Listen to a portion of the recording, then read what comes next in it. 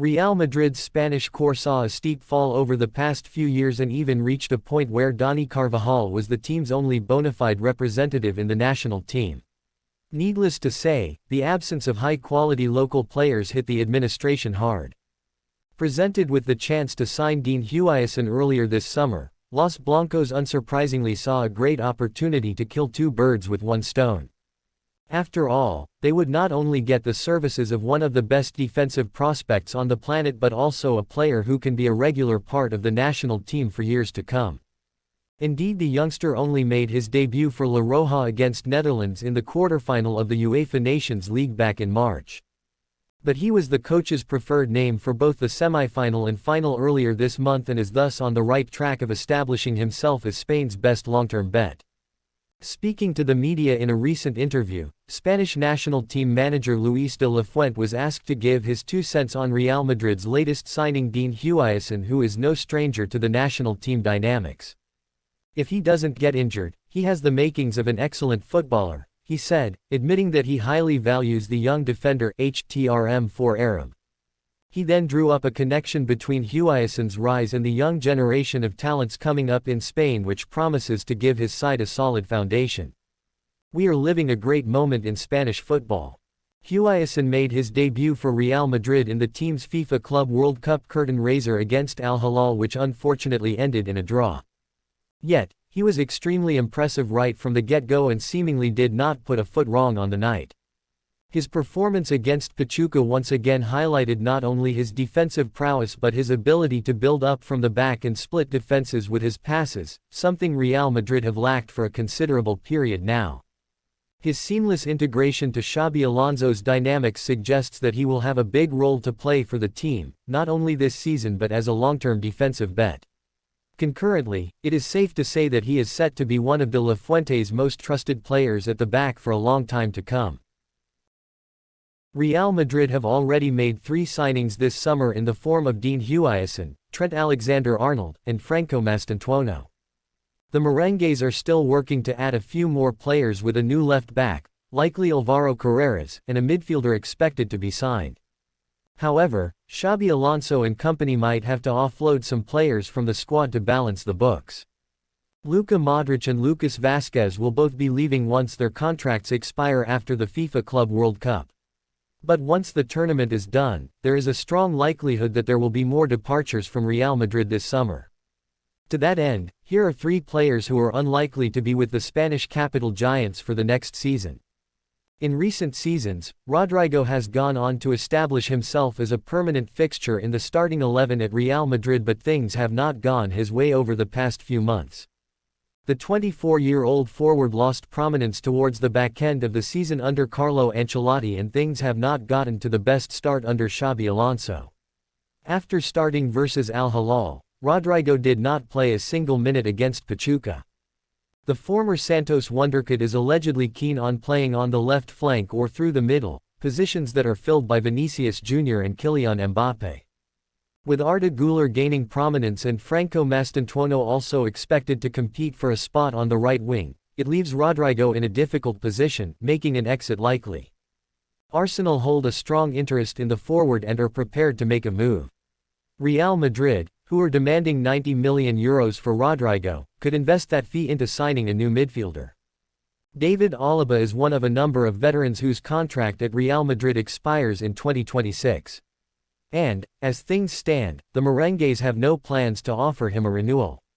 So, this summer represents the final chance for the club to gain some fee from his departure.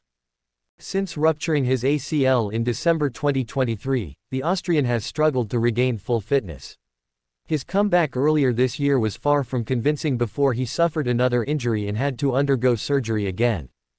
Alaba is one of Real Madrid's highest earners with wages close to €19 million per season. However, he is now essentially the 5th-choice center-back in the squad behind Dean Huijsen, Antonio Rudiger, Eder Militao, and Dean Huijsen. Given the entire situation, it makes sense for Real Madrid to move on from Alaba and the player, too, as there is little chance for him to get regular minutes at the Santiago Bernabéu this season. One of the most promising youngsters in Europe when he arrived at Real Madrid from Rennes, Eduardo Camavinga is yet to fully flourish as was expected. While there have been plenty of encouraging signs throughout his stint at the club, there have also been some concerns. For starters, the ill-discipline in his game, which cost Real Madrid on multiple occasions, make him a liability. On top of that, Camavinga endured an injury-riddled season in 2024-25, suffering as many as 4 physical setbacks, leading him to miss over 30 games for club and country. Aurelien Tchouaméni, Federico Valverde, and Jude Bellingham are clearly ahead of Camavinga in the pecking order at Real Madrid, and competition for places will get steeper if Real Madrid rope in another midfielder this summer. With there being some interest from the Premier League, it might be a good opportunity for Real Madrid to cash in on Camavinga this summer. Real Madrid's debut under new manager Xabi Alonso against Al Hilal was far from convincing, but perhaps the most alarming aspect of the mixed performance was the display of Jude Bellingham. The Englishman's lack of influence was a stark continuation of his muted form from the end of last season, which should already raise alarm bells for the Real Madrid coaching staff. Since his unveiling, Alonso has been clear about his plans for the star player, waxing lyrical about him due to his dynamism on the pitch. "Obviously, I see him as a midfielder. He's very dynamic, and finding him in the right positions will help him," he said about the Englishman. However, against the Saudi team, that vision failed to materialize. Tasked with operating from a deeper midfield position, Bellingham looked like a square peg in a round hole. He was a peripheral figure, neither dictating the tempo from deep nor providing the attacking thrust that defined his sensational start to life in Madrid. The statistics paint a concerning picture. He was Madrid's 7th most effective player in terms of ball recoveries, 50, significantly behind the more disciplined Fede Valverde, 66, and Aurelien Tchouaméni, 63.